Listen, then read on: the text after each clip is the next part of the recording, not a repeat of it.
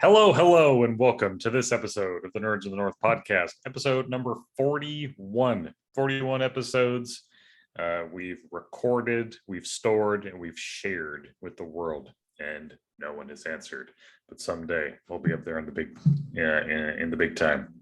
However, for now, we're just kind of bullshit. So I am host number one, Matt, as always, and then joining me, as always, is host number two, Nick. And today we're looking at a little bit of a content drought based on what we generally talk about, which tends to be DC, Marvel, Star Wars, peripheral stuff and mainline content. Isn't a ton going on. We are excited for Moon Knight to be coming out next week. So we'll have a lot to talk about then. But until then, we're going to be looking at some trailers today. But before we get into that, Nick, tell me, how are you? What's going on? Thank you, as always, for asking, Matt. I'm doing all right. Just life has been pretty crazy, right? Well, I don't want to say crazy because that implies it's bad, but just really busy. It's a lot of stuff going on, just working, stuff going on in the evenings, meeting new people, just a mile a minute, which is fun, but also tiring. Yeah, no, I totally get that. I meet no one every day, so I imagine it can be stressful to be meeting that many people. Also, this is a super brief aside. I forgot to bring this up. I showed off a figure that I was working on for D&D for my wife's group that they've started meeting now. I know that DMs generally don't get figures, but I had an idea for one and decided to print it. So well, it's Master Hand, is that right? So it's a Master Hand model that I ripped from a different model, and I figured it's Dungeon Master Hand, right? So, and I don't know if you can see it very well, but I see it, yeah. Dungeon Master is written on the base there. Yeah. And this is not the most successful print of it. Currently, the successful print is with the DM now, but yeah, so I just kind of wanted to share really that. Cool. Yeah, and just for all of our viewers, if you don't know, Master Hand is from the Super Smash Brothers video games that really bonded Matt and I as children, I would say. Yeah, that was like the proverbial glue that brought us together. Yeah. Was playing that game together. But so you've been very busy, trying to keep up. Lots of social engagements. I've been on the complete opposite end of that spectrum. I've wanted nothing to do with the outside world. I've been playing Elden Ring for like 50 hours for the past 2 weeks, while holding a full-time job and maintaining a marriage for now. For now. And yeah, no, Elden Ring. That's a dark comment. Now, Elden Ring's got me by the throat, man. Like I'd seen that a lot of people that I follow on YouTube and such are really into this game, and this game is like a Soulsborne type game, if you're familiar with the term, but it's generally like Dark Souls and Bloodborne, like Sekiro, Shadows Die Twice. Those aren't games that like generally like penetrate very far into like popular media very much. Elden Ring has completely taken the world by storm, which is super cool. And once I started playing, I definitely understood that notion of why it's so popular. It's just so freaking fun to play. I've been putting in a ton of time into it. In like the last 24 hours, like 15 of those hours have just been playing Elden Ring. So it's been nonstop. So, but I know that I am personally transitioning jobs right now, so I am in between work. So I'll be starting my new job come Monday. So I got a party tonight. Yeah, you're being all social. Meanwhile, my wife is working, and I'm just going to be playing more Elden Ring. And my dogs are going to be looking at me so sadly. Like, where's my dog? Forsaken us, father. You can see my dog. Can you see that? He's just chilling back there. On my new couch. We'll have to have a golden retriever show off here one of these days. I keep Ramona out of the office generally when I'm recording, because when I'm talking and she's not the focal point of attention, she immediately wants to become the focal point of attention. So Yeah, well, that won't really work for here and I since this is my work from home station. So He knows the rules. yeah, he knows. He doesn't know who's boss, but he knows the rules. He knows the rules. But yeah, so that's what's been going on in our lives recently. But enough about the pleasantries. We're gonna get into the meat of the episode here. And since there isn't much meat really to be had right now, we're gonna be, nomming on the leftover, picked over chicken wings I don't know about of your the side of internet. the country, Matt, but there's plenty of meat over here, if you know what I mean. If you know what I mean. I mean, this is Tejas. We're known for the cattle down here. No, today we are going to be looking at some trailers. We got a handful of trailers picked out that we'll be kind of reacting to a little bit today. Some of these I've seen, some of them I've not. And then I think the same goes for Nick. And so um, we'll be bringing up the trailer, we'll be watching it, giving some thoughts and comments on the trailer, and then moving on from there. And then when we're done, we'll maybe have like a little, you know, powwow about how we're feeling about movies as a whole. So for now, we're gonna, I guess, for particular fandoms, I guess out of respect for particular fandoms, if you aren't interested in spoilers for certain trailers, we can announce what trailer is going to be happening before we show it. So I think out of respect for the viewers, we'll do that. Because some people really stay away from trailers because if it's your favorite property, you don't want to have anything spoiled. So I'm really excited about this. Mommy likes her trailers, so I don't know why you referred to yourself as mommy there. because I was having a discussion with someone earlier this week, and we were getting ice cream, Yeah. and he said something like "Mommy loves ice cream" or there's some dumb thing like that. And he said I used to say "Daddy loves ice cream" or "Daddy like whatever," and he's like that's way creepier. So I started using "Mommy." Like I can't decide if mommy or daddy is creeper. Like yeah. So I feel like I've taken on that same stance as he. I'm just gonna start using mommy instead of daddy. daddy. Yeah, mommy like. Mommy like. I mean, that is very gender inclusive of you. We want to keep the creepiness, even keeled across the board. Right. I don't want to be creepy. But I mean, there's a creep factor. I was talking about that with someone else at the same conversation. The creep factor. Sometimes creepy looking guys and creepy looking women can be attractive. So maybe I could get that creep factor going on a little bit. So. I don't think you should strive to incorporate the creep factor into your A game regarding the dating world.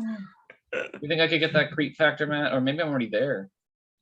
I think like most people would be surprised the slippery slope it is to slip into the creep factor. Yeah, I've been there my entire life. Sometimes I see people slipping down to my level and I'm like, no, don't do it. You merely adapted the creep. I was born in it, molded by it. I wasn't considered a creep until I was a man. Sorry, couldn't help myself. Which actually is a nice segue into our first trailer that we'll be watching here. So, spoiler alert for those who haven't seen the Batman, which technically Nick falls into, but he's a good sport, so we're going to be doing that today. This is some deleted footage that was removed from the movie that's been revealed to the interwebs by means of some riddles being solved through the official website. So I'm going to set up the full screen share here, and we'll watch this revealed footage in full. And I'm a beer and a half in right now, so I'm a lightweight as it were. So we'll see. As it were. I am. Oh wait, nope. This is not the one I want. Yeah, we adapt. I'll get to 3 beers before the end of this. Yeah, I'll probably try and jump into a third beer, which is going to get me in trouble. Okay. Mommy like. I guess we'll just do. God, you're doing it again. All right, there we go. So. All right, let's do it. All right, playing now.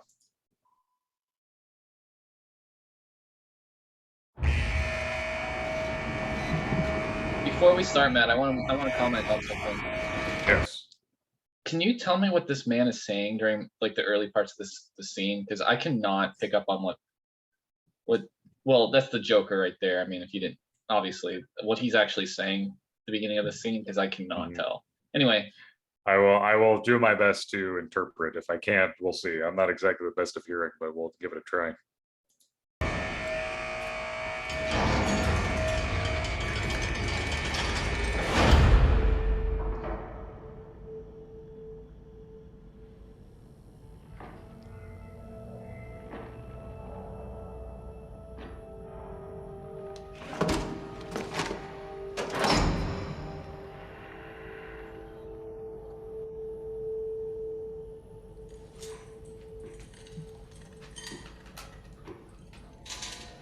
man, get that head under that light.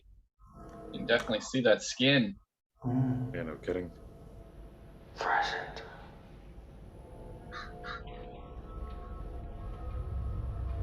Almost your anniversary, isn't it? There's a serial killer. I want your perspective.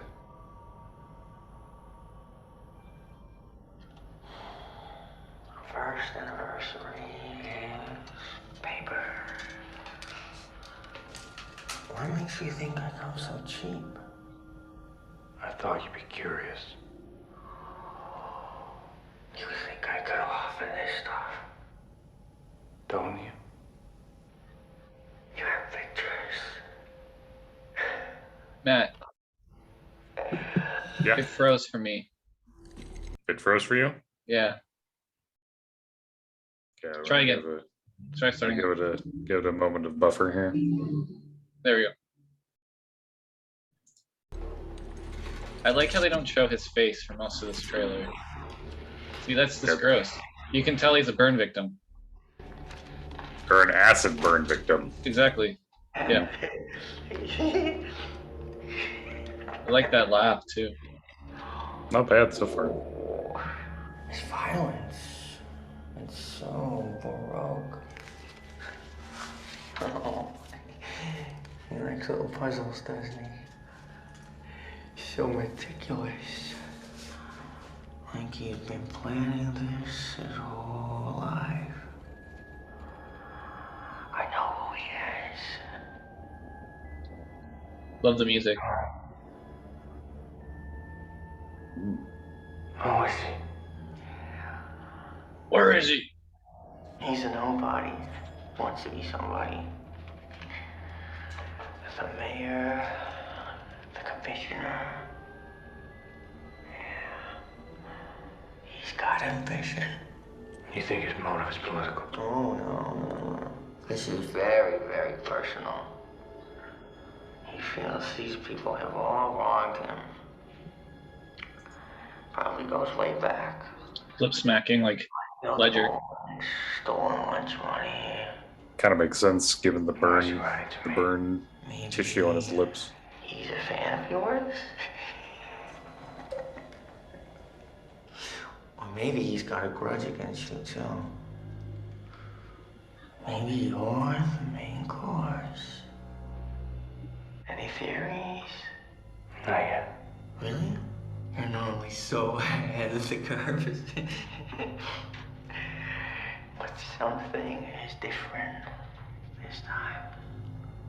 This is very upsetting to you. Let's get back to him. Why? You're so much more fun. I'm not here to talk about me. What are you here to talk about? I want to know how he thinks. You know exactly how he thinks. Have you read this file? You two have so much in common. Masked Avengers. So he's even more righteous. Oh, are you afraid he makes you look soft? You're wasting my time.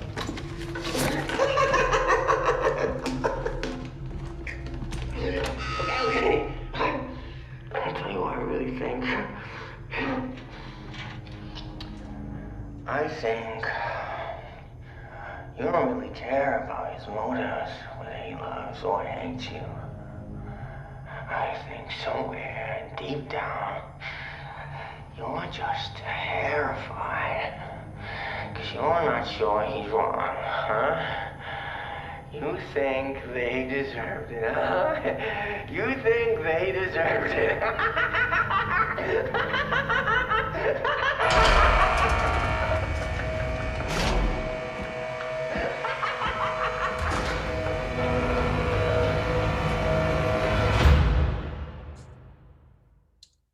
What'd you think? Whoop. What'd you Pausing. think? What'd you think? Oh, I mean, I thought it was fantastic. What'd you I think of his think- look? I am a big fan of I'm already a big fan of the aesthetic that they chose to go with the Batman. Much darker, much grittier. Like there's still a level of realism, but I'd say in terms of realism, like actual attachment to reality, I think the Christian Bale movies, like more specifically the Christopher Nolan movies, hang on to that a little bit better, or maybe stay a little bit more grounded. But the Batman strays a little bit further more into like more comic book reality, and I kind of like that. Like, and this Joker does kind of lean more into the like reality, like versus comic book reality situation, like in terms of his face. Like he, traditionally speaking, Joker was a low life criminal who fell into a vat of acid, and then when he came to, he was covered in burns. But he's always looked so immaculate. He just looks like a normal person, but his skin's been bleached white and his hair's green now. Whereas like this guy clearly like has severe burns all across his face, the back of his head. His hair is just like, it's green, but it's in patches like all over his head. Like, love that aesthetic for the Joker. And I Yeah. will say that like the laugh too, like is such a great, I think it's a good, I feel like every guy, that plays the Joker should be able to like incorporate their own laugh, because the Mark Hamill laugh is probably the most famous, right? And with like maybe Heath Ledger being second place to that. But yeah, this was delightfully creepy, and I'm really into that. Yeah, I was a little skeptical at first when I was first watching it, just because it's kind of a departure from what I think I was expecting from a Joker, as being sort of attractive and sort of like a kind of a deranged sort of way. This Joker is just a monster. He looks disgusting, and I like that he has those chemical burns. It reminds me of like a true crime sort of scenario, or like Silence of the Lambs between Clarice and Hannibal's character, Hannibal Lecter. Yeah. At least that scene I thought was reminiscent of that sort of dynamic, and I dug it. I'm curious. I thought I was engaged during that whole scene. I was really drawn in during it. I think a lot of it maybe is because I could not understand what he was saying at first, and so maybe that kind of caused me to listen more closely. Yeah, did you catch what he was saying at the beginning there this time, or a little bit more, something about paper, and I still was struggling. So he starts off by saying like, oh, it's our 1 year anniversary, isn't it? The first year anniversary is paper. Which is why he's fingering the paper in such a way. He's like, do you really think I'd be so cheap? Yeah, I don't know why I can never hear that. Mhm. Yeah, I watched it several times, and I can never understand what he's saying. Yeah, I'm only like vaguely familiar with like some of the anniversaries for being married, only because I've gone through a paper anniversary. We're on our way to our 4th year anniversary, which I actually need to double check on that, but I want to say 4th year is leather. And there's different anniversaries for Yeah, like a paper. actually no, I take that back. 3rd year is leather. That's right. What is that? What does that even mean? Like paper, letter? So it's like a theme for the gifts. you would get for your spouse. So 4th year anniversary gift is like, so for example, so according to this, if this is to believe, fruits and flowers. Fruits and flowers. You're supposed to get fruits on an anniversary. Yeah, so I feel like I'd guess be like, there's here's your there's a banana, couple honey. there's a couple different apple. versions of it, but like the third, like we've been going more for the traditional. There's traditional and there's modern versions of this. The traditional 3rd year is leather, which we did last year, and then the new or the traditional 4th year anniversary gift is fruits and flowers, apparently. And then like the 5-year is a big one. It's a wood or like wooden themed. Wood. Okay. But Anyway, I guess back to the Yeah. trailer. but yeah, no, sorry. But No, it's my fault. I asked. I had never heard of this. but trailer. but yeah, no, I in watching this scene, I actually really like the tone they're taking with Joker in this. I will say that I'm glad. I almost wish he hadn't been mentioned in the first movie or in this first iteration of Robert Pattinson's movie at all. I know Joker is such an important part of the Batman character, but this is such an early, like this is early days for Robert Pattinson's Joker, both literally and figuratively. Like his Batman's only, I think this is like year 2 for him. So, or roughly in that range. So like he's still really new at this. So the fact that like this is kind of implying that like one of his first villains was Joker, which I'm not a huge fan of, but I'm also not super sure about like a chronology exactly that's applied to the different Batman villains. I don't know. I remember seeing Batman Begins in theaters way back when that movie first came out. Like, how long ago was that? Like 20 years ago now? Couldn't be that long. Yeah, maybe probably. 15. It's been a long time. Yeah, I remember when that movie ends. There's like a Joker card that someone leaves as like their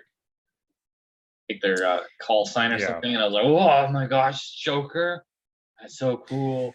Yeah, and I mean, like, I guess to be fair, that is kind of like what ends up happening with the theatrical cut of the Batman. It's very similar in that like it's a very subtle nod to the character. It's a little less subtle in the Batman, I'm to be honest. It's it's not a playing card. It's the back of this person's head. But that being said, it's a really cool scene. I'm also glad it wasn't in the movie though, not the official cut anyway. Why is that? Just because you don't like I didn't it? Not that I don't mind like allusions to like what's going to be coming down the line for the next film in the series, and I really do want more of this Robert Pattinson Batman. I think it's really cool. That like really gothic nature of this, I really enjoy. I just want this movie to be about this movie. Like, I really dislike how some movies are basically their entire existence is for the next movie to be the actual franchise. For the franchise, right? I think my best example of this was one of the most recent Mortal Kombat movie that came out. Like that movie, I actually really enjoyed. I thought they like struck like a really good tone with that movie. And it was very reverential of the games, which I think is also really appropriate for the franchise. Yeah. But that movie is not Mortal Kombat. It's not the tournament at all. It has nothing to do with the setting up tournament. the tournament. Yeah, they're like setting it up, and so it's like, what is the point of this fucking movie then, right? Set up the tournament. But it's setting it. Then don't call it Mortal Kombat. Call it Mortal Kombat the prequel. For fuck's sake. Like I don't like going into this movie expecting Mortal Kombat, and I did get a healthy dose of the world of Mortal Kombat, but this was not like the actual tournament, right? And so yeah, it's like Sony's Spunk. They're Yeah, that movie existed purely to set up the next movie, to be like, oh, the world actually does want more of this. Okay, we'll do a Mortal Kombat movie, like a legit Mortal Kombat movie down the road.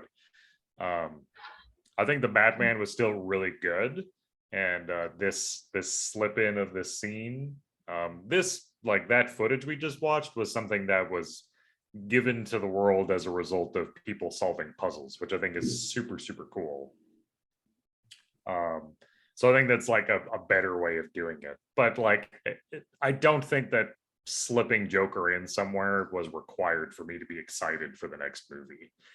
The movie by itself did that. I think it was a great film, and I'm looking forward to more. I'm excited for it to come to HBO Max, and I'll probably end up watching it. So. Mhm. Oh, man, I do think you should go see it in theaters. That's just me.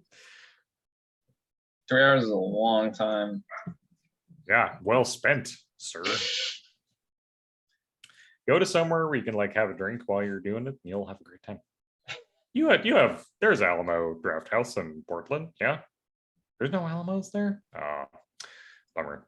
That's been my favorite part about moving to Texas, is having Alamo Draft House. It's seriously the best movie going experience I've ever had. Yeah, they have nicer movie theaters here, but I don't know Alamo Draft House at all. I've never been to one, so I know with that. Oh, dude, if you ever come visit, I'm taking you to Alamo. Hell yeah, that sounds like a blast. All right, so I don't know. Any other further thoughts on Batman? Anything like that? I guess truly not really. I am excited by what I saw, and I'm excited to see the mythos of this particular Joker built out more. Joker's such an interesting character because I feel like he gets reinvented every few years, and I liked Heath Ledger's take. Obviously, that one was the moment that hit the screen. That was such an iconic role, or just what he did with that, and just because he died. I mean, before it even came out. And then I liked Joaquin Phoenix's version. I know maybe I thought that movie was really cool. Yeah. I haven't watched it since though. It's very dark, at least emotionally dark, but I liked it quite a bit. I remember you and I discussing Heath Ledger's Joker before that first trailer came out. We were both super skeptical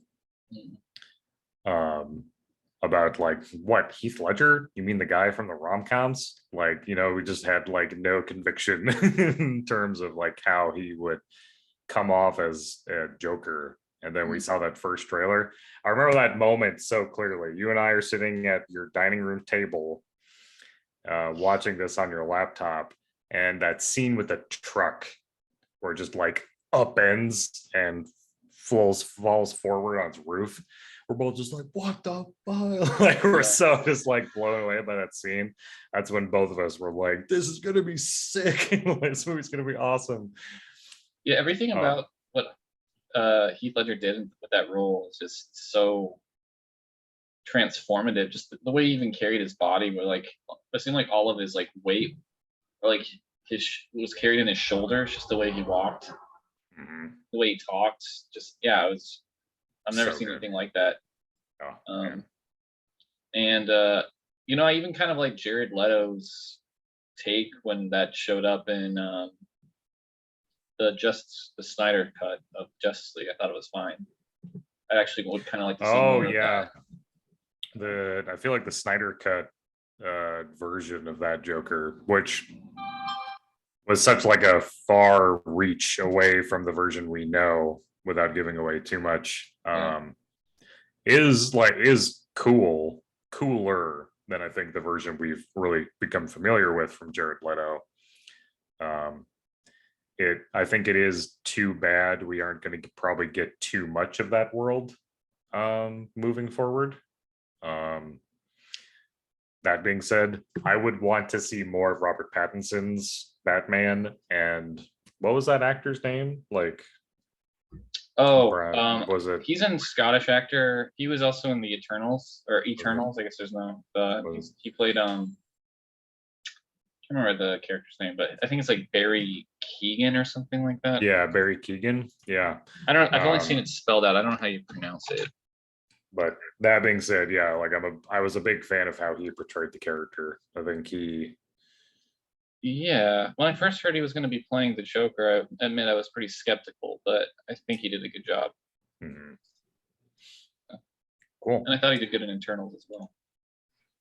Well, on that note, I think we'll move into the next trailer here. This the trailers from here on out are going to be markedly less dark, literally and figuratively. This is a favorite of Nick's. So This is Kenobi. Are we going on to this Obi-Wan is Kenobi? we're moving right into the Kenobi trailer. So anyone who hasn't seen this and doesn't want to see it, here's your warning. Blare this Um, shit, man. I love this trailer. The music is so amazing. I'm going to get the trailer spooled up now. Yeah. Heck yeah. We And- could watch this another. We should maybe just watch this like for the rest of the. 3, 2, 1, go.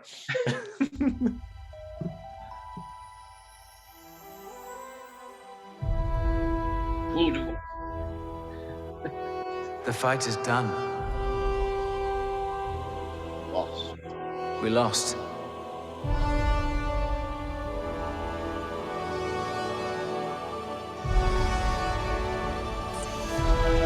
Young Luke. Stay hidden.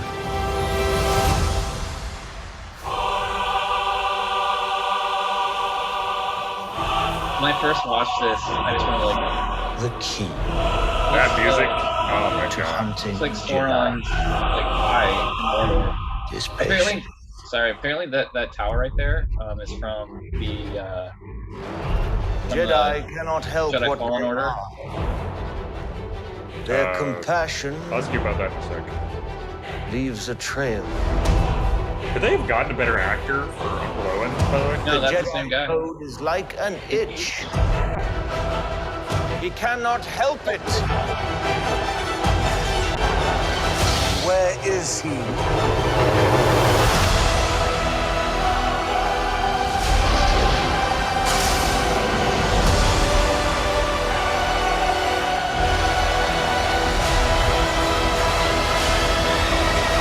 The birds. The birds. That face acting.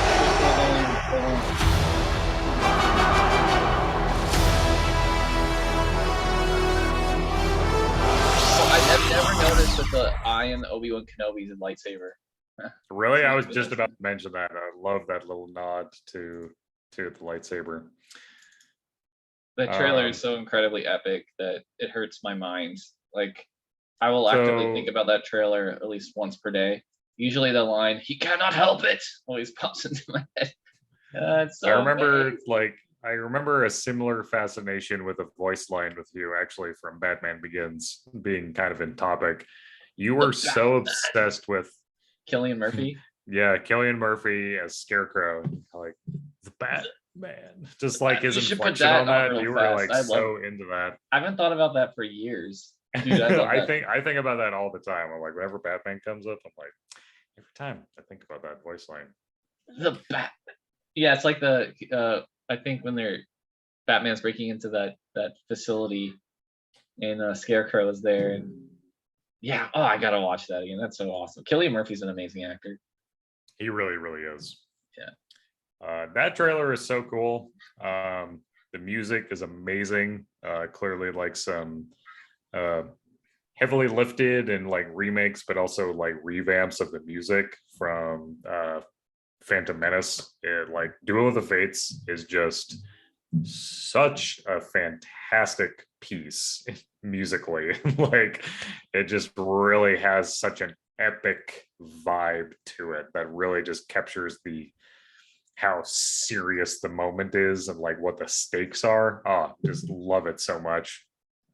Ewan McGregor as Obi-Wan Kenobi, I think most people would probably agree is like maybe one of the best parts, if not the best part of the prequel trilogies. I'm No. growing out my beard and hair in honor of that.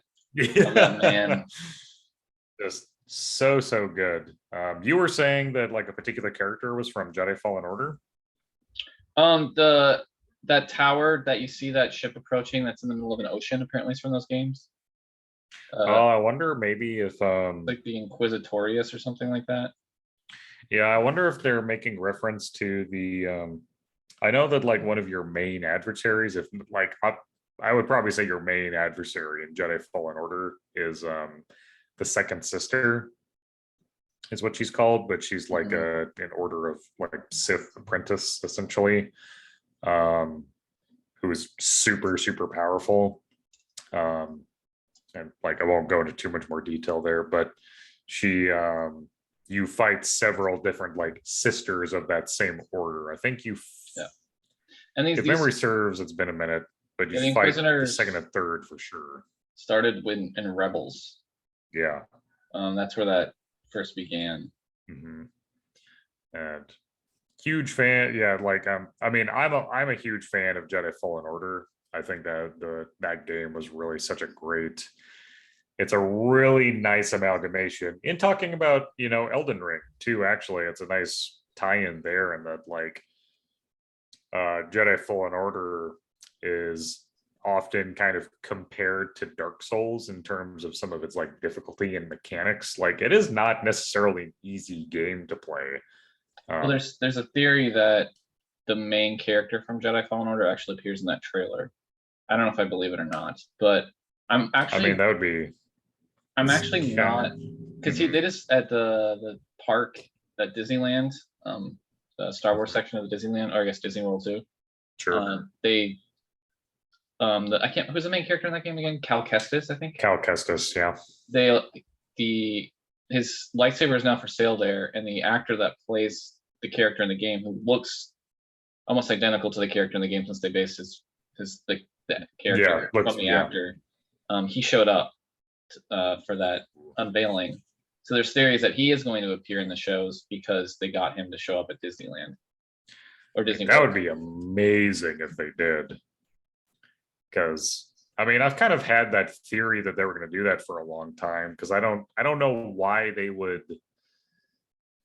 Why would they choose that particular actor, or like whoever actor they chose, and then transplanted their face onto the model in the game to not use that face later on as the live action version of that character in the shows or the films, right? Like it seems like a tremendous amount of effort to put into a character model that's going to look so much like the actual actor to not then utilize it later in the franchise. They should. I think that'd be really fun. Yeah. And I bet they will. They have to, right? And that's actually a really great like connection too to Joker, because that actor played like the Joker more or less in Gotham. Oh, really? I did not realize that. Yeah, same dude. It's the same guy? Yeah, same guy. No shit. Really? I had no idea. Mm-hmm. So in the TV show? Yeah. No way. It's like I don't think he's necessarily ever like named as Joker, but like he's heavily implied. I had no idea. Actor. Yep, Cameron Monaghan. Oh no. This is Barry Keoghan. No. Oh, no, I'm sorry. Not the Batman. I'm talking about Gotham, the television series. Oh, yeah. Okay. Not so we're that talking about same the video actor. game. Okay, I see where the confusion was. Okay. Yeah, no. Oh my God, Cameron Monaghan's younger than me. He's so successful. Yeah, I'm sorry. That's when you get older. There's more people that are younger than you. But no, he's a fantastic actor. Like I liked him in Gotham, not as much as I liked him in Jedi Fallen Order. Actually, as a brief aside, I'm a huge Funhouse fan, like the YouTube channel, and Cameron Monaghan actually came on and like did like a Star Wars playthrough of a bunch of different old Star Wars games with the Funhouse crew, with like their local Star Wars super nerd Jacob Fullerton. He's like just, if there's ever been a Star Wars encyclopedia, it's been stored in Jacob Fullerton's brain. But yeah, like Cameron Monaghan is a really cool guy. A really great actor. Yeah, I really hope they do bring him on to into the Star Wars universe as a live action. Mm-hmm. Oh, version that would of be that so character. tremendous.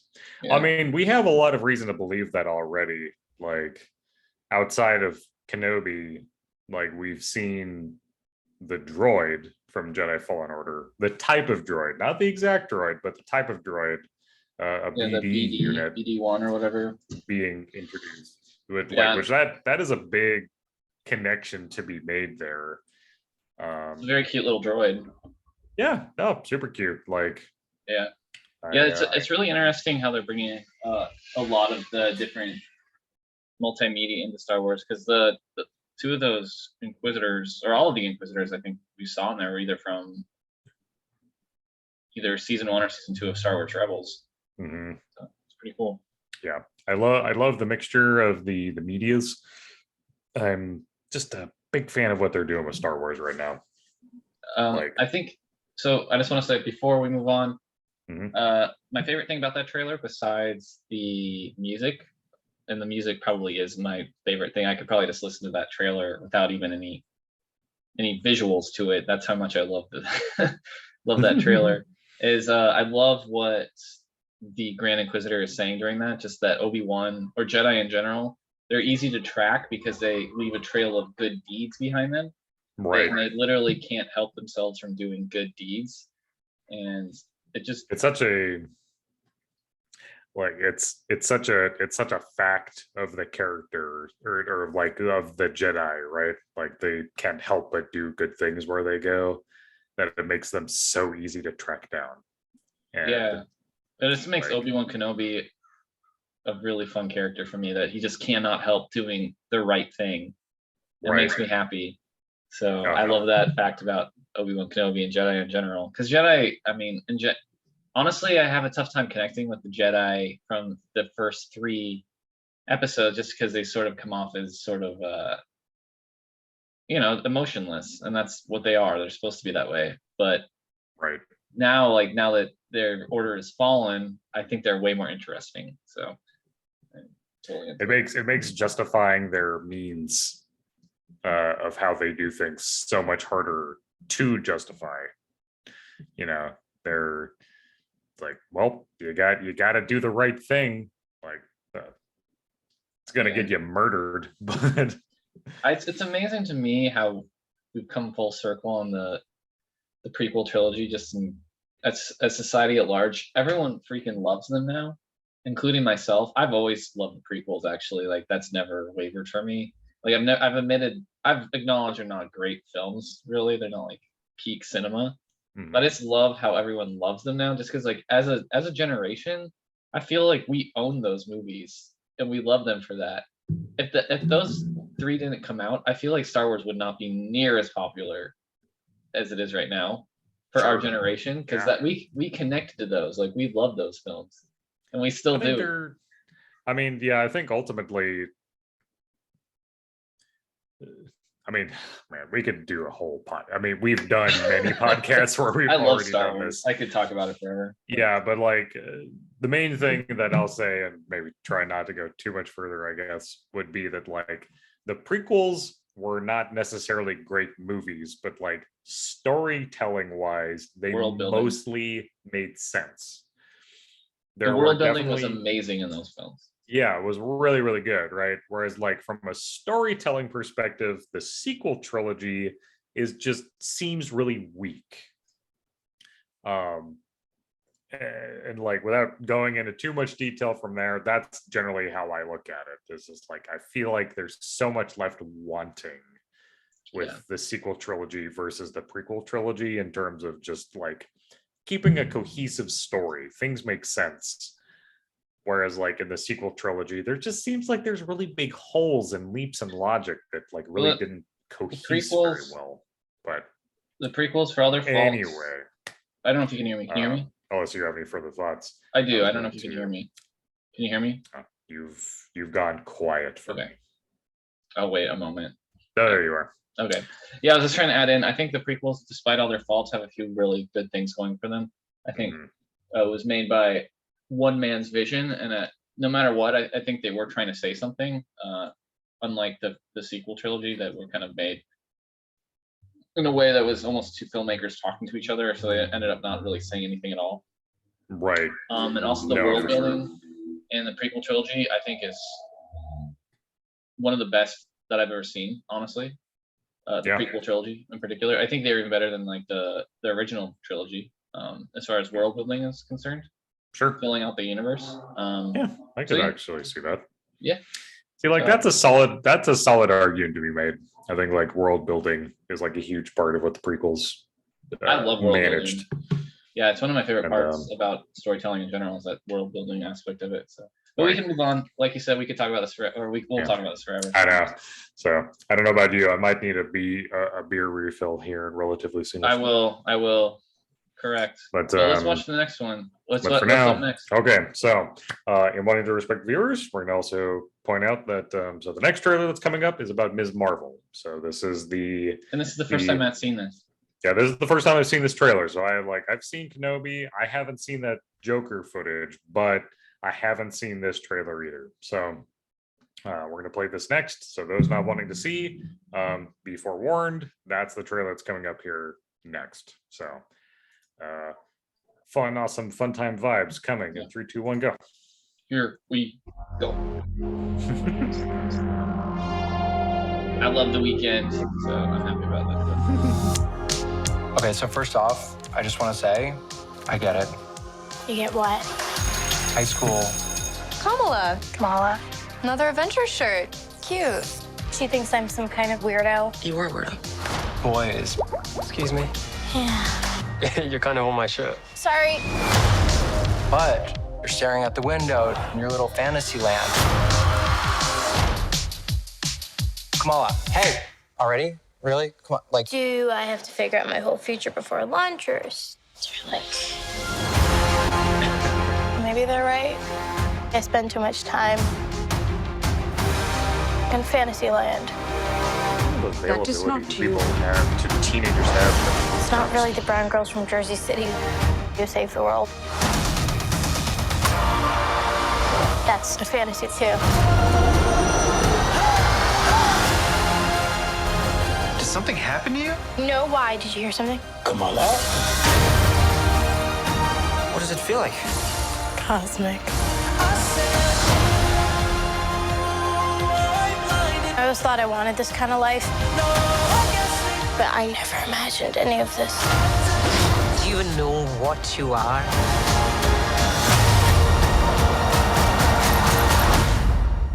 I'm a superhero.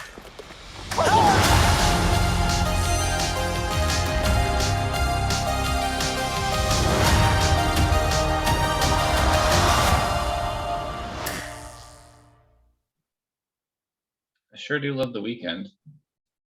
Oh man, I gotta say I really like the vibe that they're going for. You know what that feels like is like MCU meets Stranger Things. Yeah, Like that's I what definitely got I a- immediately felt like.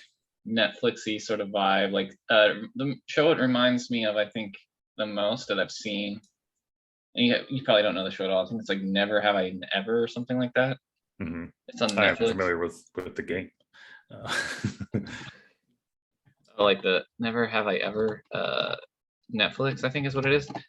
Yeah, it's about this like young Indian girl who wants to have sex, but anyway. Sure. That's what it reminds me of the most. And I don't know, it just doesn't seem like it was made for me, but not every movie needs to be made for me.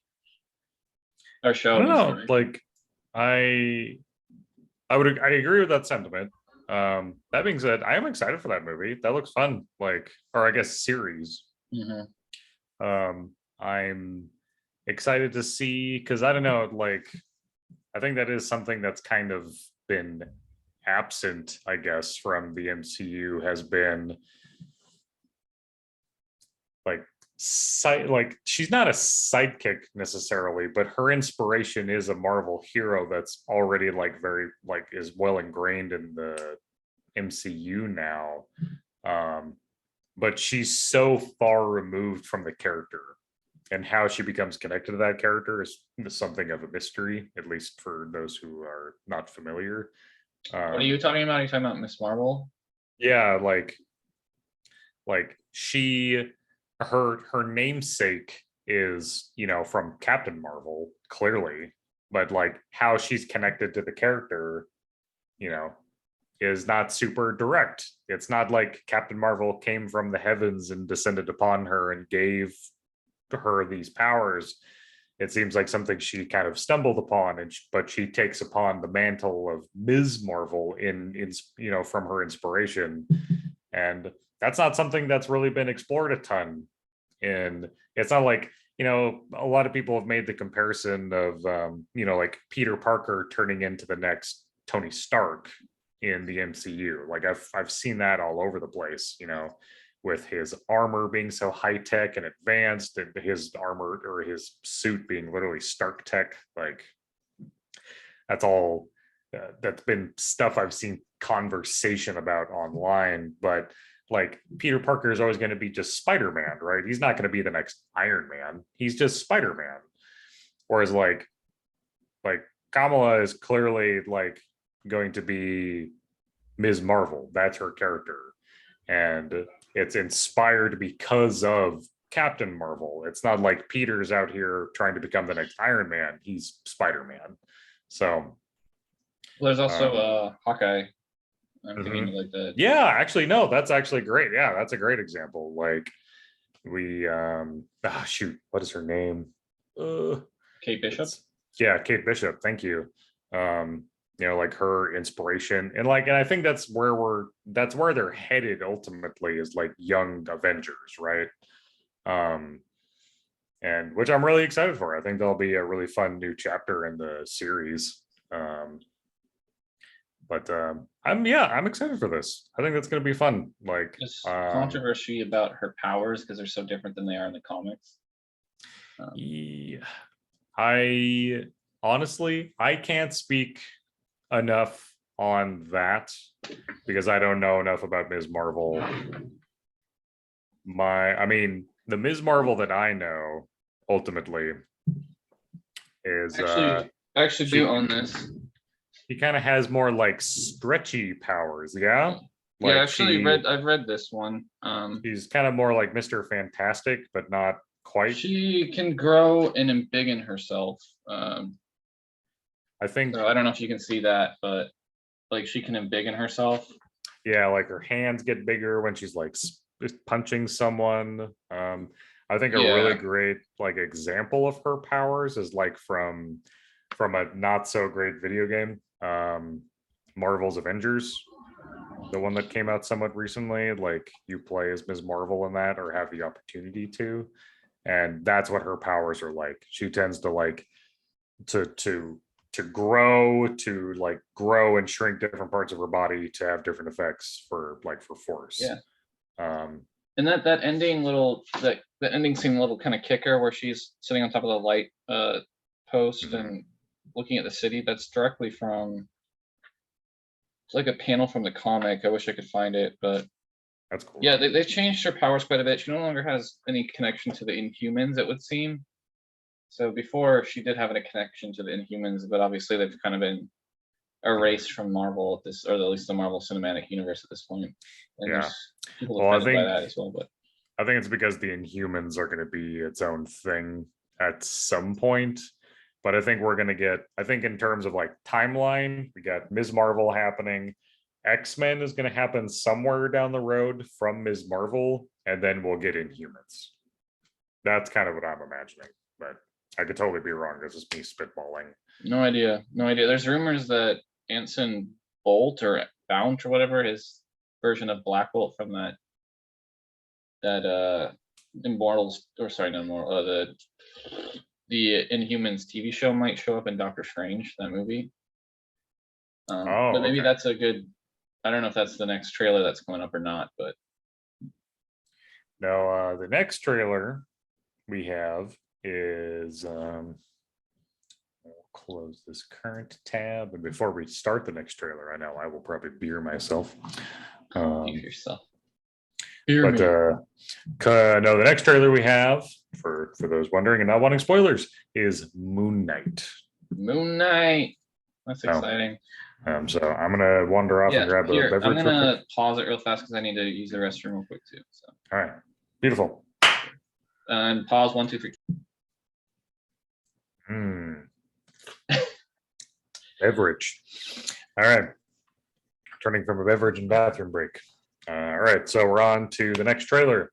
Moon Knight. So we set this up before a brief break. Moon Knight. We're gonna move into that right now. All right, trailer's ready to go. 3, 2, 1, ready to go. I'm gonna wait until it's actually go. Hello, and welcome to Staying Awake. I have a sleeping disorder. I can't tell the difference between my waking life and dreams. Hello, and welcome to Staying Awake. I have the same problem. I so rarely have that problem. This is crazy. I think I'm losing it. We'll catch you on. Reminds me of Stephen King's Insomnia. Stevie. Stephen, Very I common can't tell the problem. difference between life and dreams. Thank you. Lost the contact lens. Hope you find it. Thanks. Have you seen this before, Matt? I have seen this trailer, yes. Hold the phone. Now hold the phone. Yeah. Oh my god, you're alive. What's wrong with you, Mark? Why did you call me Mark?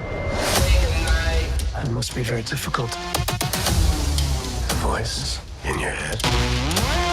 Shut up! There's chaos in you.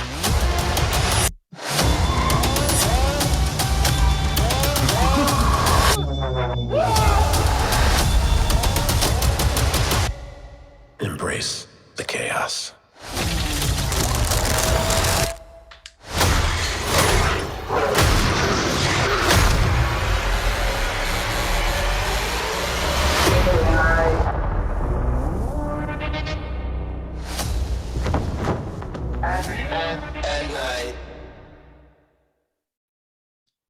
So, all right. So, question, and maybe you know more than I do. You probably do. Moon Knight is supposed to be is it a film or is it a series? It's a series. Okay. So, I think you probably know more about Moon Knight than I do. I don't know a ton about him, to be honest with you. I just know Yeah, that I don't either. I'm excited for the series because I mean it's the comparison gets made, I think, in that, you know, Moon Knight is kind of like Marvel's Batman a little bit, at least in terms of tone. But it seems like there's a lot of like Egyptian connections being made to this character. So I am very interested in that. and it's also the showrunner is, or whatever Marvel's equivalent of a showrunner is Egyptian. Oh, So- Oscar Isaac is Egyptian? Huh? No, the showrunner. Oh, gotcha. Oscar Isaac is an American. So there is some people chatting about his accent. I think it sounds fine, but I'm also an American, so I'm not able to really. I mean, Oh, if that's someone's issue, then I could see why. For me, it sounds fine. Yeah. I'm a big fan of the Justice League and Justice League Unlimited television series or cartoon series from years ago. There ends up being a couple of different arcs that get brought in about Hawkman and Hawkwoman or Hawkgirl that are like very heavily Egyptian themed, and I always really dug those episodes and those arcs for that reason. Like Egyptian, like my gamer tag is actually like vaguely Egyptian themed, but so like Egyptian connected things and like superhero shows and stuff is something I could super get behind. And I do get kind of like a Brendan Fraser, The Mummy meets like a darker MCU vibe from this trailer. Yeah. As a result. Admittedly, So I don't know. I'm a fan. I'm excited. I really like Oscar Isaac. I hate him in Star Wars, but I like him in most other things. Huh. Can you hear me? Yes, I can. Okay, cool. Yeah, I think he's fine in Star Wars. I mean, those movies weren't great. I don't think anything that was wrong with those had to do with Oscar Isaac, but No, I, yeah, I think this is more of a writing thing. But I am like I'm really in love with this dark universe aspect of Marvel. I know they're coming out with a Werewolf by Night, I think this Halloween or either this Halloween or next. So I'm really excited about that. I'm really hoping they incorporate like Man Thing and Blade and Dane Whitman into all this. I'm really excited. So I know they're coming out with a Blade movie at some point here. I don't think they've announced a date for it, but no, I love this dark universe aspect. I wish Morbius could be incorporated into this without being complete and utter Sony cluster, but man, I just love that aspect of Marvel. I'm really excited. I wish it was DC instead because I think DC has a better dark universe, but I'm excited with what Marvel's doing. So no, I would love for like another proper, because like one of my another guilty pleasure movie of mine is Constantine, Keanu Reeves. Constantine. Yeah, that's a good movie. I mean, it's okay, good, but I like it. I've always liked that movie. Yeah, I think like again, like not knowing a ton about the character, I like they definitely go with like a more religious route with that movie. Like a very traditional, Christian God devil vibe with that movie, which I think worked for that film. I don't think that's really how Constantine generally operates. Yeah. But that being said, did really like it though. I don't know if Marvel really has an equivalent to Constantine. They probably do, but it's nowhere near as popular as John Constantine is. No, yeah, that would be. I would agree with that. And I know Netflix is coming out with a Sandman show, which is why the hell is that on freaking Netflix and not on HBO Max is beyond me. But the Sandman, I don't think there's anything equivalent to that within the Marvel Cinematic or Marvel Universe either. Sandman's so cool. That's firmly set within the DC universe. It's really cool. I mean, this again, this is me spitballing again, but I would say that like Netflix is gonna, from this point forward, with all the Marvel stuff having been pulled from Netflix now, I bet that Netflix is gonna be kind of like the soft, cushy mattress that will catch a series that maybe is worth saving, but that people don't give much of a chance. So like, for example, a lot of the like CW DC shows are still being represented on Netflix right now, like Arrow. Those shows are still there. So I bet like Sandman is going to initially be on Netflix to start, but if it's successful, it will then make the move over to HBO Max. Yeah, I don't know. I know probably that would be the case with Disney. I don't know if that would be the case with Warner Bros. Discovery. Yeah, I don't know. I mean, that's just me spitballing. Yeah, only because like Sandman as a property, it's hugely popular in terms of the comics.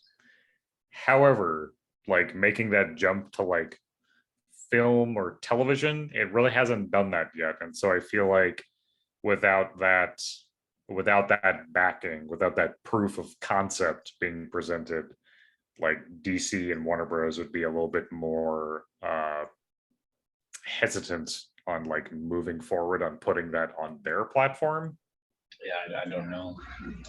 I know they came out with like a Swamp Thing show as well, but it was specifically for like a DC streaming service. I think they brought it over to HBO Max, but I'm not entirely sure. Interesting. I know that like DC, what like HBO Max is now, there was DC Universe for a while, which I was been active subscriber. Well, I wasn't the active subscriber, my wife was, but she used it mostly for comic books. But they also had like a lot of animated features. So I don't know. I'm curious about like more DC stuff coming out, especially like Sandman and popular properties that I might not personally be super familiar with, but Yeah, I am excited nonetheless. I think that actually, yeah, we've got totally gone off the rails here. Moon Knight looks cool. I'm excited for that series. Yeah, I'm really. I don't. Can you hear me? Mm-hmm. Yeah, Swamp Thing. I love Swamp Thing. I love Sandman. I love Animal Man. If they made an Animal Man show, I'd be pretty excited. John Constantine. I'm not super familiar with. Like, I haven't really read any of his comics, but I'd be excited to see that too. Maybe the Frankenstein character in the DC universe would be really fun to see as well. But yeah, I don't know. DC hasn't done a great job, I don't think, with incorporating some of these sort of strange characters into their actual cinematic universe. So I'd be kind of curious to see that. They shouldn't have let Netflix make their Sandman show. That was just stupid. Damn, they should have just let HBO do it. HBO's, in my opinion, way better than Netflix, at least with their like original programming. I don't know. I think it depends on the programming. I mean, no, man, anything HBO, and I'm talking not about HBO Max. I'm talking about HBO, the channel. Everything HBO puts out is usually pretty great. Netflix, oh man, no, that's not true at all. Not everything. No, Netflix does have its good shows, but oh, don't get me wrong, they do, but that's maybe one among 20. Yeah, HBO is like one for 1.5. Generally, yeah. No, I think that's a fair ratio, honestly. Speaking of hot steaming turds, we're moving into our next trailer here. This is my personal take on what I think this is going to be. For those who are huge fans of Morbius, first off, sorry. Second off, we're going to play the trailer next. So damn, I didn't even know we were playing this one. I'm excited. Hell yeah. So we have Morbius coming up, and then is it Doctor Strange, and then we're done? Is that right? Morbius, Doctor Strange, and then we have one more sleeper trailer at the end. Oh, so I don't even know what this one is. Oh, jeez. oh, jeez, Rick. You need a doctor? I am a doctor. There's something about him like walking around with like in crutches is just funny to me right now. People. Are you a doctor? I am a doctor. Here to find it. I just like so absurd. If you're gonna run, do it now. I really don't. Oh, this is Batman. We're watching Batman. Whatever fucking bizarre experiment they're trying to do here, I can't even imagine the applications. Dr. Michael Morbius, you've been missing for months. Then you were found on a container ship that washed up off of Long Island. Faces look ugly when you're alone.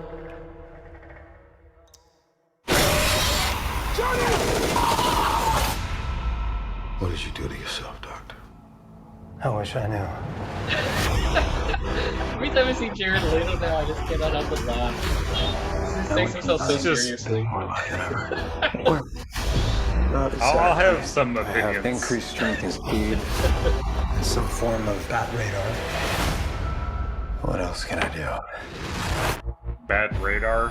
Are we really going to be putting the word bat radar into the world versus ecolocation?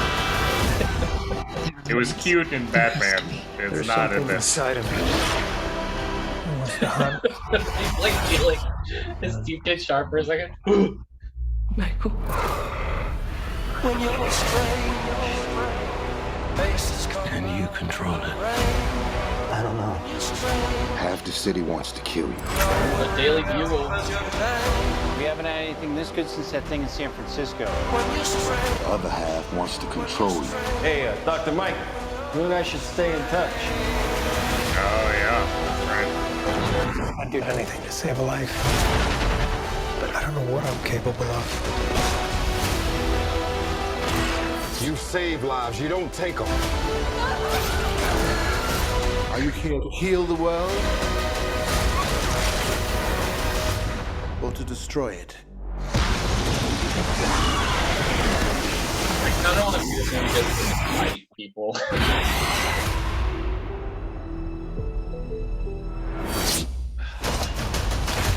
the hell are you, man? I am Venom. I'm just kidding. It's Dr. Michael Morbius at your service.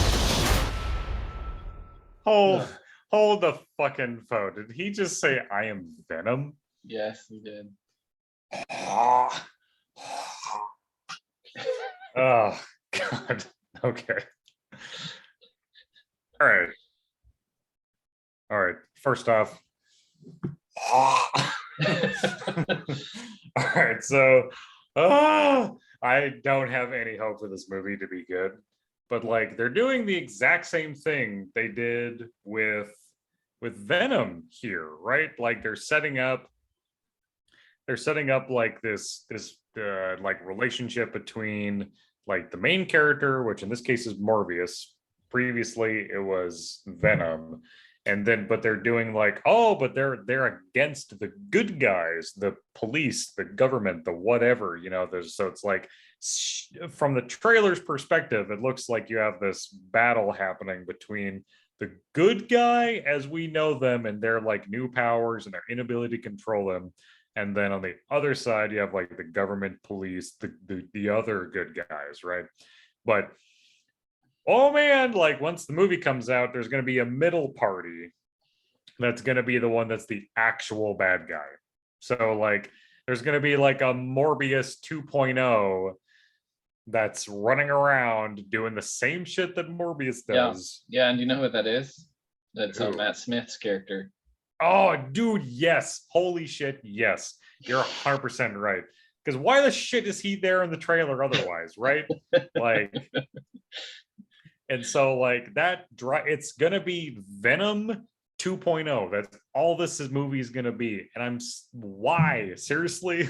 Like, can't they do anything markedly more original? Well, okay, so apparently this movie is set in the Venom universe. But it's this weird thing where somehow Vulture doesn't even appear in the movie apparently until the end credits, where he shows up from the events in the third Spider-Man movie and breaks out of prison and then finds Morbius in the desert, where he asked Morbius's help to get revenge on Spider-Man.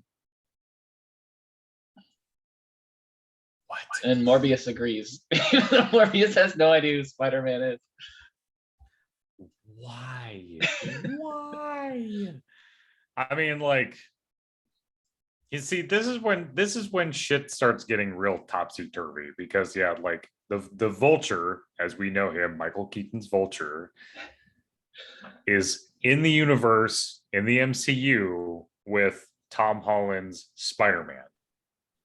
So there's a firm divide there because the Sony properties like Venom and Morbius are over here. Tom Holland and Michael Keaton's Vulture are here. And there's a divide there that is like represented by, you know, the universes being different, the multiverse. But apparently, like Venom has crossed over into this universe already.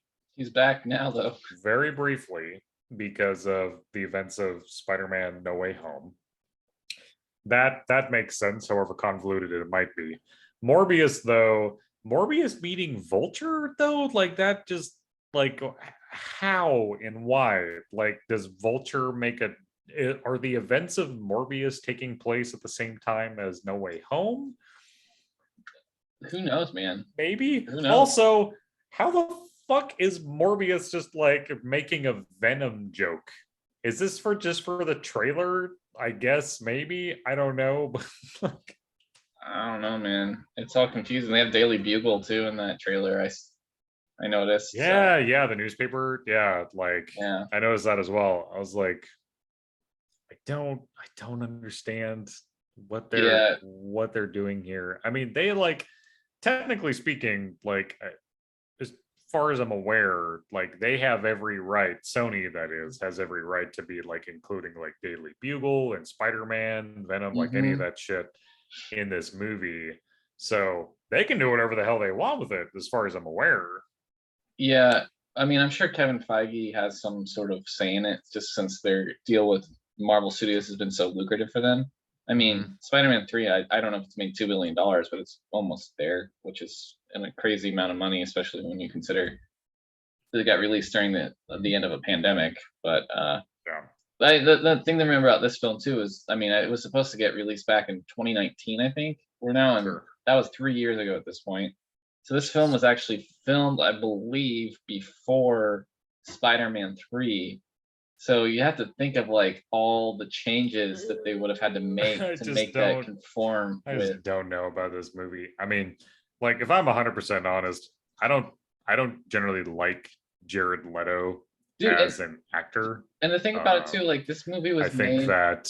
Oh, you can't hear me. Can you hear me, man? Oh, there you are. Yeah. I was just yeah, gonna you're say right. this movie was actually filmed during the like that weird state or that weird time period where Marvel and Sony were kind of had a falling out where they didn't even know they were gonna make Spider-Man 3 together. Oh, right. Yeah, no, you're right. I remember that. Oh God, I just really don't understand what they're trying to do with this movie. I really don't. They're trying to like make their own weird cinematic universe that without Spider-Man. But it's like a literal leech on like the actual Spider-Man, like the Tom Holland Spider-Man that we've like all grown to like love now, right? Like Sony is the leech upon Tom Holland's back in this regard. Like, because Tom Holland as Spider-Man has done a fantastic job. The Spider-Man movies have all been regarded as being very good, right? Whereas like Venom is barely passable as a movie. I haven't even bothered seeing Venom 2. I haven't seen it yet either. And Morbius is definitely like chalking up to be a movie that I don't really want to see, but will feel the need to see to talk shit about it on this podcast. Because like I don't like Jared Leto. Like Morbius is a character that like, okay, my 90s kids, get out your your 3-ring binders. Tell me if anyone remembers the animated Spider-Man series where Morbius has like a relationship with like Black Cat and like in that character, like Felicia Harding, that whole story arc. Anyone like I don't remember, man. I don't. That's I'm like sure immediately. That's my association with Morbius. Like Morbius is, but that's also a television. That's also a cartoon where like Spider-Man is like battling Morbius, but like Morbius doesn't know how to like control his powers yet. And then Blade shows up. Blade's in that series Mother too. effing Blade. I'm glad Yeah, Marvel has so, rights like- to him and not freaking Sony. And so like there's just it's wild, right? Like so like that's where my mind is running in terms of like references and like understanding where these I characters think come Marvel has all the characters' rights back except for Sony and those characters, which is just so sad. I wish they had it all back at this point. Yeah, because I just legitimately, I really don't trust Sony to do anything worth a shit with any of these properties. I mean, Into the Spider-Verse or whatever was pretty good, and I am excited to see that. But yeah, Does this movie really come out April 1st? No, April that's 1st it does. I do believe it does. I'm gonna be first in line to see this one. I'm excited. I'm gonna run to the restroom again real quick, so I'm gonna put it on pause, but I'll be right back. yeah. Do you think? All right, second break ending. All right, we're going to work our way into. All right, so this is going to be a delightful upturn from the living turd that was the Morbius trailer. Living turd. We're working our way into another MCU property that everyone's actually excited for. So anyone not wanting spoilers, we're going to be watching the Doctor Strange and the Multiverse of Madness official trailer circa February of 2022. So here we go. Sharing screen now. We'll be watching it. 3, 2, 1. Ready, go. Every night. Every night, I dream the same dream. This is epic already.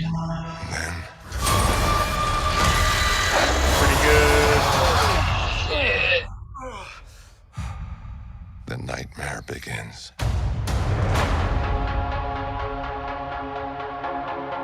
I did what I had to do Okay, this is amazing already. to protect our world. Oh, there's Hudson Yards. Everything's strange. Sam Raimi? Our invasion didn't. Between universes. And we don't know who or what will walk through it. Wanda. Fuck yeah, Wanda. Viz had his Fuck theories. yeah, Wanda. He believed it was dangerous. I love the centaur, dude. That is so awesome. I love doing stuff like that. He was right. Wait, Centaur Man. Not centaur, but minotaur. I'm sorry, Stephen. Your desecration of reality will not go unpunished. And we got Patrick Stewart acting coy. We should tell him the truth. Should tell him the truth. That's American Chavez. Oh, straight out of a horror film. Things just got out of hand. It's so ridiculous. Just got out of hand. Become a hero. There's I do it. I become a Megora. hero.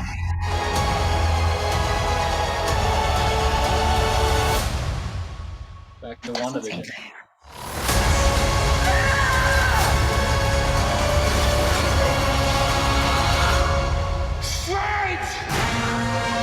Keep them to say Shango.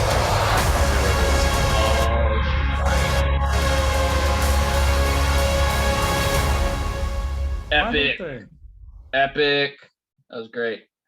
Comes out the day of my birthday. Okay. Danny Elfman, you know, that's he did the soundtracks for the Spider-Man films, and I believe the Gremlin films as well, which is a huge deal for me. I'll have to ask you about that off the podcast, because do you consider Gremlins to be a horror property? Yeah. Would you? Yeah. See, I wouldn't. I feel like it's kind of a hybrid genre. Man. We can't do this. We can't do this. Okay, so I mean, yeah, okay, but yeah, that looks really cool. I'm really excited. Yeah, I don't even know what to say about it. It's just really fucking cool. I think everyone's excited for this movie. Patrick Stewart. I mean, I like how Patrick Stewart's like, oh, maybe that was me. Like lots of people have done impressions of me. Like, coy motherfucker. Yeah.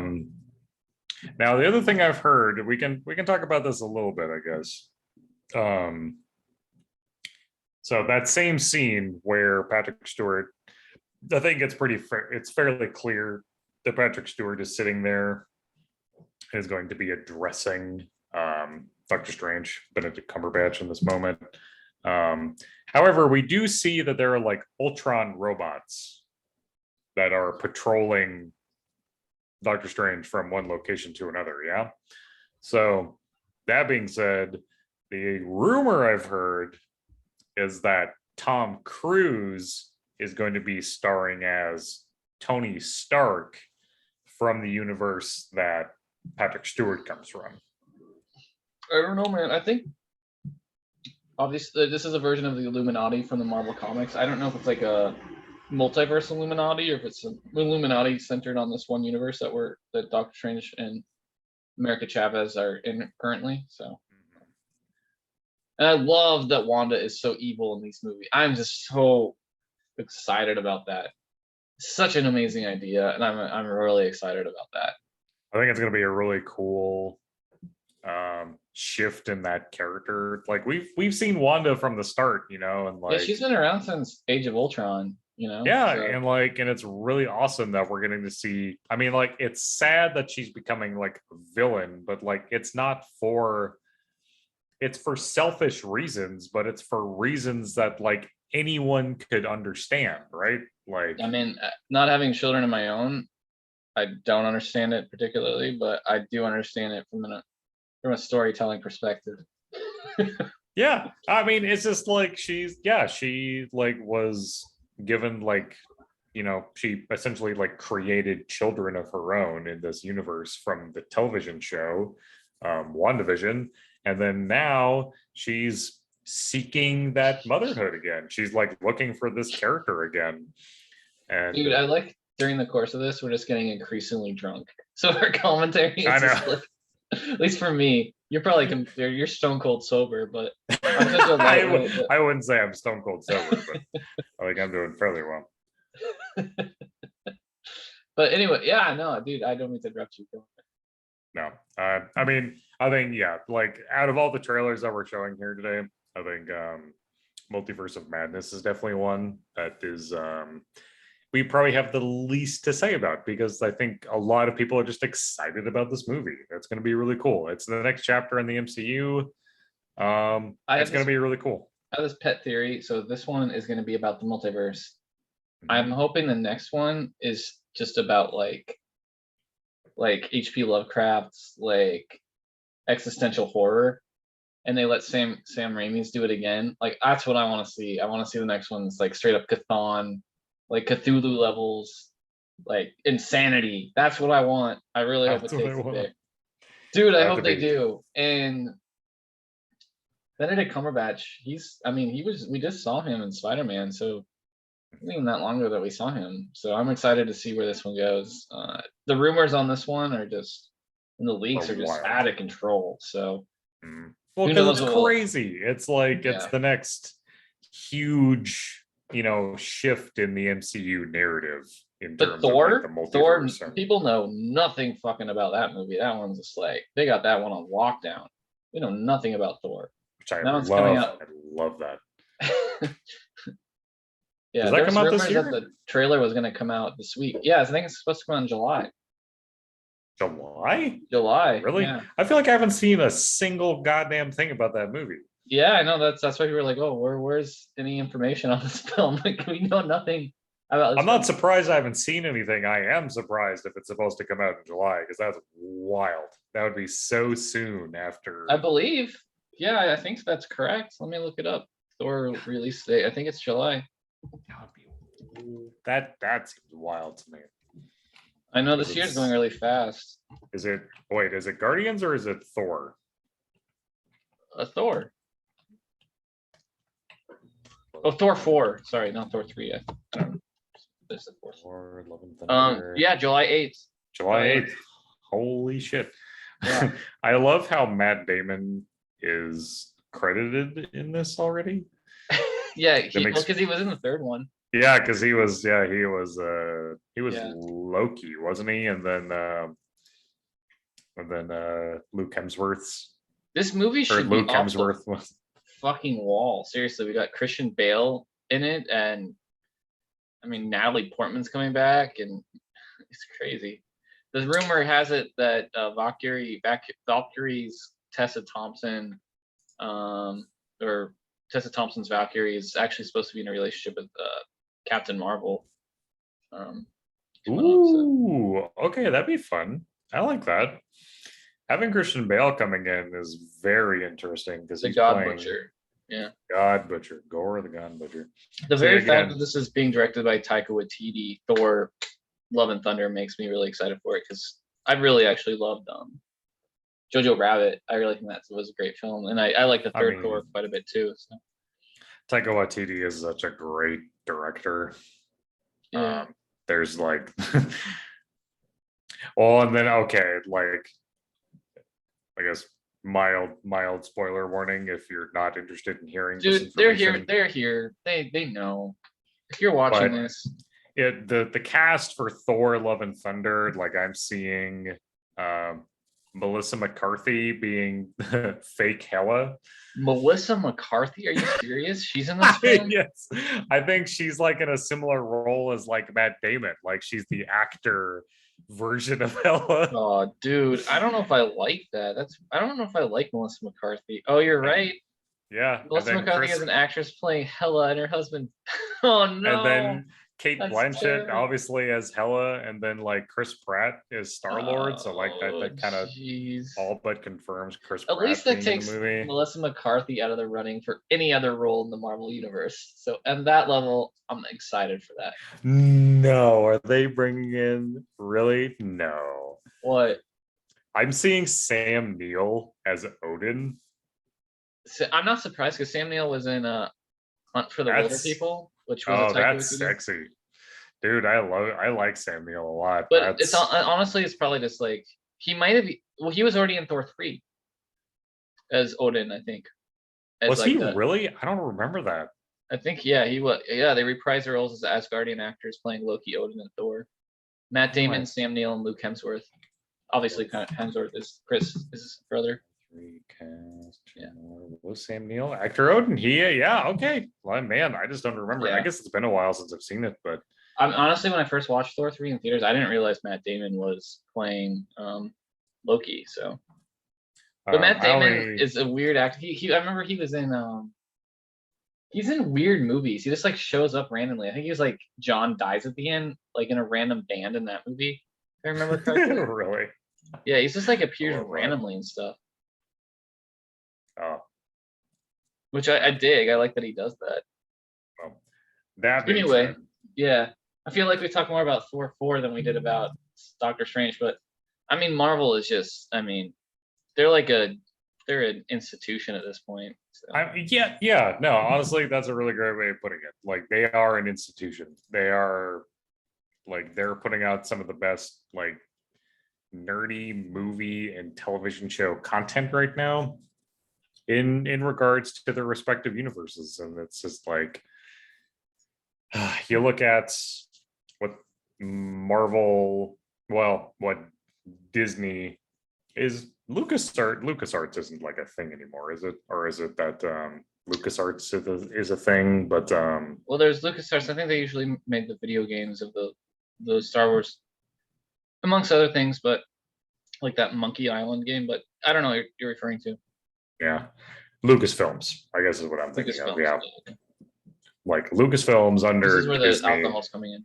Yeah, Lucasfilms under Disney, clearly under the direction of like Kevin Feige and You mean Marvel? I mean, yeah, Marvel.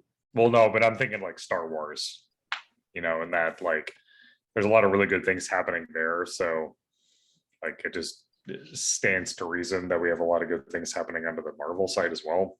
Like I don't know. Well, because Kevin Feige has a lot of hands in both now, right? Like Kevin Feige has hands in both the Star Wars side of things, like with Mandalorian.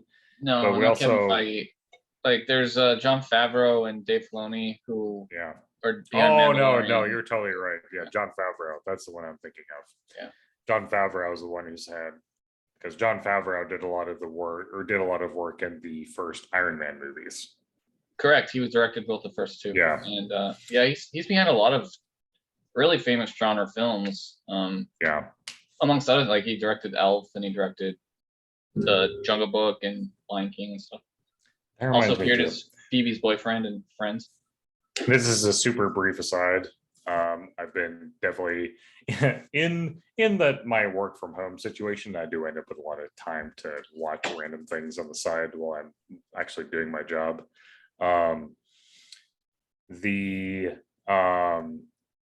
There is the Netflix series of like the shows, the shows that made us, or the movies that made us. Oh yeah. I've seen a few of those too. There's a whole episode about Elf. Highly recommend watching that if you're interested in like anything about John Favreau, because John Favreau is the one who like, you know, really took that project head on for making Elf, and he just did a tremendous job of understanding exactly what that movie was from the get-go and like bringing it to life in a way that like no one was expecting who was involved with that project. Can't recommend that series enough. Yeah, the movies that made us, that's a fantastic series if you're into like podcasts like this where we're all just passionate about movies and shows and like nerd culture in general. Like it's just stuff like that is really fun, and I like throwing that out there. Not that like, you know, Netflix needs a shout out or anything, but like the movies that made us, that was a show that I've really truly begun to appreciate. Yeah. Even Every for movies I haven't October, even seen.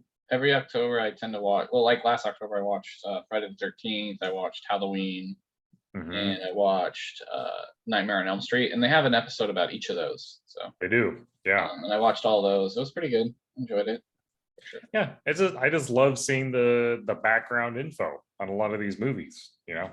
It's super fun. I didn't realize how much Nightmare on Elm Street basically made New Line Cinemas. There, it's basically if that movie did not exist, New Line Cinemas wouldn't exist, and we wouldn't have gotten potentially a lot of films such as Lord of the Rings. So you can think Lord of the Rings, the technology that was employed to like create some of the effects too in like Nightmare on Elm Street is bananas. Like Wes Craven, the guy behind that movie, he didn't even want to make horror movies. I didn't realize that. But really, like he also did the Scream films, like the first 4 of them. So. Right. I want to see this what is this wild card trailer that I have know nothing about.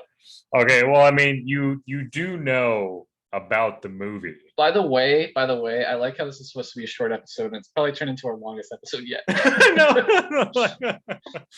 I kind of figured it might turn into that because like we're watching multiple trailers and then discussing, but we'll watch this trailer, we'll discuss, we'll do a brief discussion, and then we'll cut it because God knows this is going to be long. But all right, so we need to hire an editor, Matt, for our audience, so they don't. Yeah, hire an editor, like we can afford to do that. All right, so this was the role that The Rock was made. Oh for. no, we're talking. I know what this is. Yeah, this is Black Adam. So fans of the series don't want to watch the trailers. You know what my here's your opinion on The Rock is, dude. So we're gonna watch Is there this a trailer jungle now. in this trailer? Is there what? A jungle? A jungle? Maybe. I don't know. We're gonna find out now. The trailer. There you go.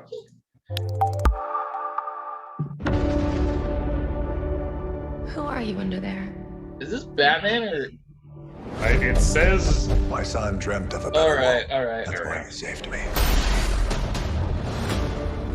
Oh, so this is like a trailer for the DC universe. Why'd fight to save this one? What could be greater than a king? A hero. I just got goosebumps.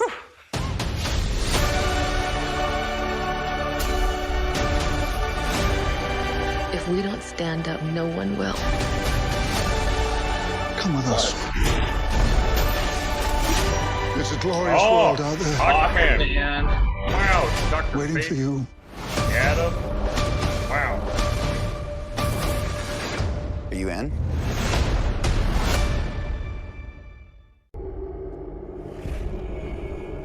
Here we go.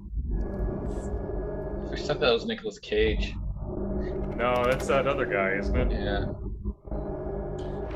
He's that dude who's I don't think I've seen this. This is the Black Adam trailer, right? Yeah. So it's a teaser. Yeah, I don't think I've seen this. Oh, jeez. Oh, jeez. This is stupid. I don't know if it's stupid.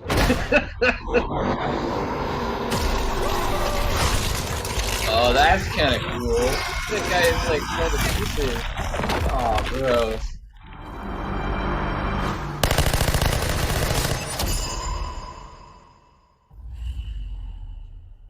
I will acknowledge that The Rock is playing on a figure than he usually does. You got the right fighting team.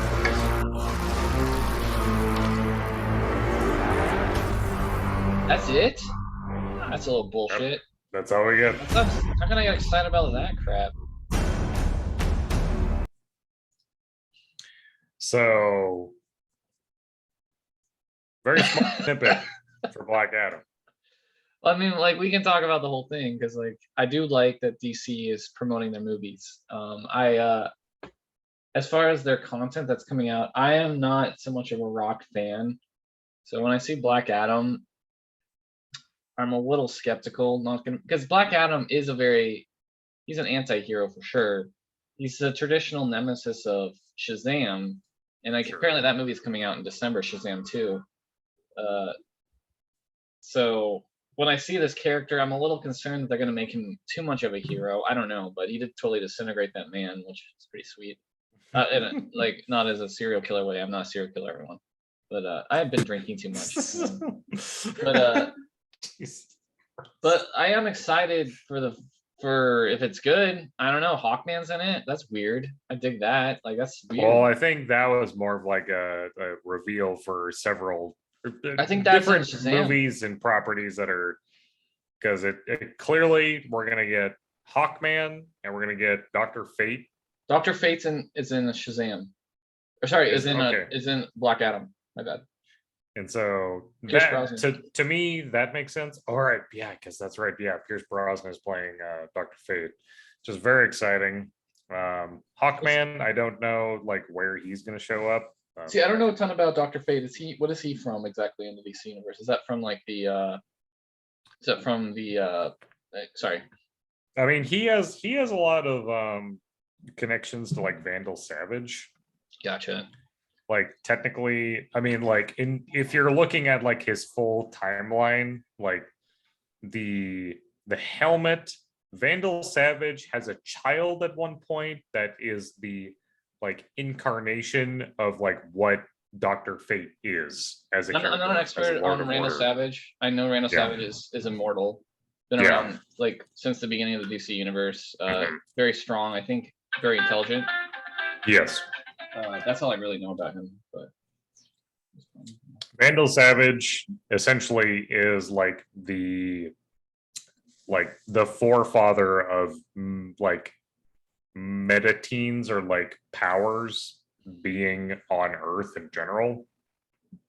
In the DC universe, like he's been around on Earth for so long and like procreated and had offspring that went on to create, you know, or at least as far as like a Genghis Khan immortal fucking bastard, like, you know, as Vandal Savage is. But one of Vandal Savage's children ends up essentially becoming like what is the incarnate of Dr. Fate. One of Vandal Savage's children ends up being gifted a helmet from the Lords of Order. He wears that helmet, he dies, but his spirit is imbued into the helmet. Then whoever wears the helmet essentially becomes Dr. Fate. And so Pierce Brosnan's character is probably going to be Zatanna. Wait, Zatanna? Zatara. I forget which one's the man or the woman. Shit.